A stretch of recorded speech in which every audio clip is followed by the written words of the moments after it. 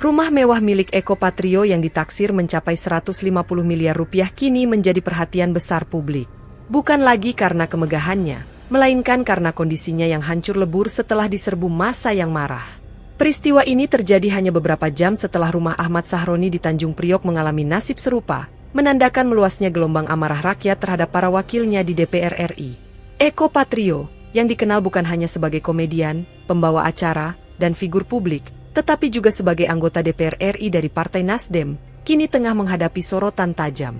Kediamannya di kawasan elit Jakarta yang selama ini menjadi simbol kesuksesannya, mendadak runtuh menjadi saksi bisu atas ketegangan antara rakyat dengan para pejabat yang dianggap tidak peduli pada penderitaan masyarakat.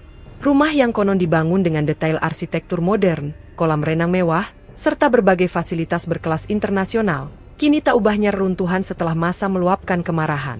Benda-benda berharga seperti kulkas pintar, dispenser, hingga perlengkapan dapur bermerek internasional ikut dijarah. Sebuah pemandangan yang tak pernah terbayangkan sebelumnya. Warga yang biasanya hanya bisa mengagumi rumah itu dari luar, kini masuk dan membawa pergi apa saja yang bisa diangkut. Beredarnya video amatir memperlihatkan sejumlah warga dengan santainya meninggalkan rumah Eko sambil menenteng koper, karung, dan tas besar.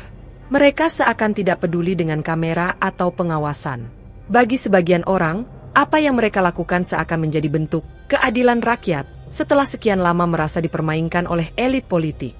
Gelombang amarah ini tak lepas dari peristiwa yang lebih dulu viral. Aksi joget Eko Patrio bersama Uya Kuya dalam sidang MPR RI pada 15 Agustus 2025. Video tersebut memicu kemarahan karena dinilai sangat tidak sensitif, mengingat kondisi ekonomi rakyat sedang terpuruk. Banyak warga kehilangan pekerjaan, harga kebutuhan pokok melonjak, dan ketidakpastian ekonomi membuat masyarakat hidup dalam tekanan. Di tengah situasi itu, aksi joget para anggota DPR dianggap sebagai cerminan ketidakpedulian terhadap penderitaan rakyat. Tak hanya itu, kabar kenaikan gaji dan tunjangan anggota DPR yang mencuat ke publik semakin memperburuk situasi. Rakyat merasa makin tersakiti.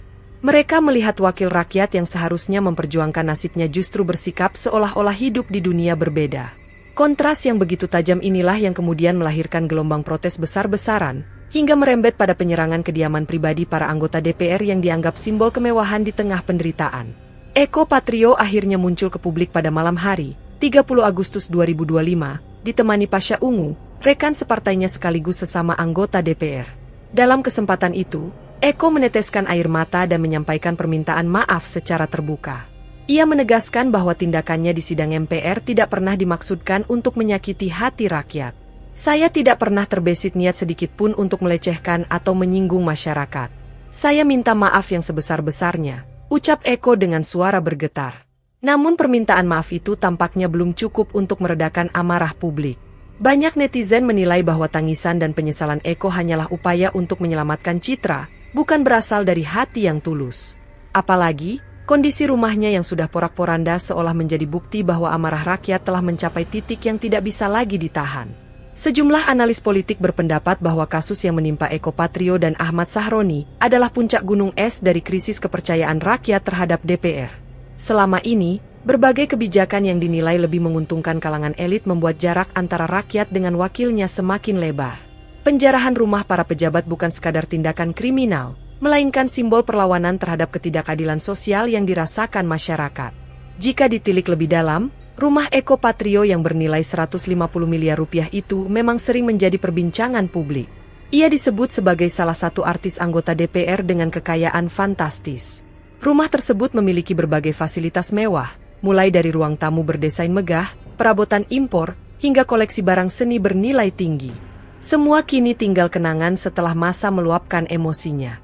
Tak sedikit warga sekitar yang menyayangkan aksi brutal tersebut. Mereka menilai bahwa perusakan rumah dan penjarahan bukanlah solusi. Namun, di sisi lain, sebagian masyarakat beranggapan bahwa inilah konsekuensi dari sikap para wakil rakyat yang sering dianggap abai. Ketidakpuasan yang menumpuk akhirnya meledak menjadi aksi yang tak terkendali. Pihak kepolisian sendiri mengaku kewalahan menghadapi gelombang massa yang terus bergerak menuju kediaman para pejabat. Meski sejumlah personel dikerahkan, jumlah warga yang membludak membuat aparat sulit melakukan pengamanan maksimal. Hingga berita ini diturunkan, belum ada keterangan resmi mengenai total kerugian yang dialami Eko Patrio, namun diperkirakan mencapai puluhan hingga ratusan miliar rupiah. Peristiwa ini menimbulkan pertanyaan besar tentang arah hubungan antara rakyat dan wakilnya. Apakah kasus ini akan menjadi peringatan bagi DPR untuk lebih peduli pada kondisi rakyat, atau justru memicu konflik yang lebih besar ke depannya? Yang jelas, rumah mewah Eko Patrio yang dulu menjadi simbol keberhasilan kini berubah menjadi simbol keretakan hubungan rakyat dan pejabat. Tangisan dan permintaan maaf Eko mungkin bisa meredakan sebagian kecil amarah, tetapi luka yang sudah terlanjur terbuka tampaknya tidak akan mudah disembuhkan. Di media sosial, topik ini menjadi trending nomor 1. Warganet ramai-ramai membagikan foto dan video kehancuran rumah Eko Patrio dengan berbagai komentar pedas. Sebagian menyindir, sebagian lagi merayakan, namun banyak juga yang mengekspresikan keprihatinan mendalam. Fenomena ini menunjukkan betapa besar jurang antara harapan rakyat dengan perilaku para pejabat. Kini, Eko Patrio berada di persimpangan jalan. Karir politiknya bisa saja tamat jika ia tidak segera mengambil langkah konkret untuk memperbaiki citra dan kepercayaan rakyat. Permintaan maaf mungkin awal yang baik, tetapi tindakan nyata jauh lebih dibutuhkan. Tragedi ini menjadi pengingat keras bahwa seorang publik figur sekaligus wakil rakyat tidak bisa bertindak semaunya. Setiap tindakan, sekecil apapun, dapat berdampak besar, terutama di era digital di mana semua peristiwa bisa tersebar luas dalam hitungan detik.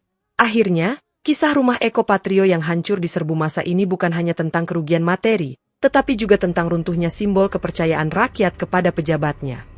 Rumah 150 miliar rupiah itu kini bukan lagi istana megah, melainkan monumen kehancuran hubungan antara rakyat dan elit politik. Dan ketika Eko Patrio menangis meminta maaf dengan berkata, tak terbesit niat, publik tentu berharap bahwa ucapannya bukan hanya sekadar kata-kata, melainkan awal dari sebuah kesadaran baru bahwa kekuasaan adalah amanah, bukan ajang untuk berpesta di tengah penderitaan rakyat.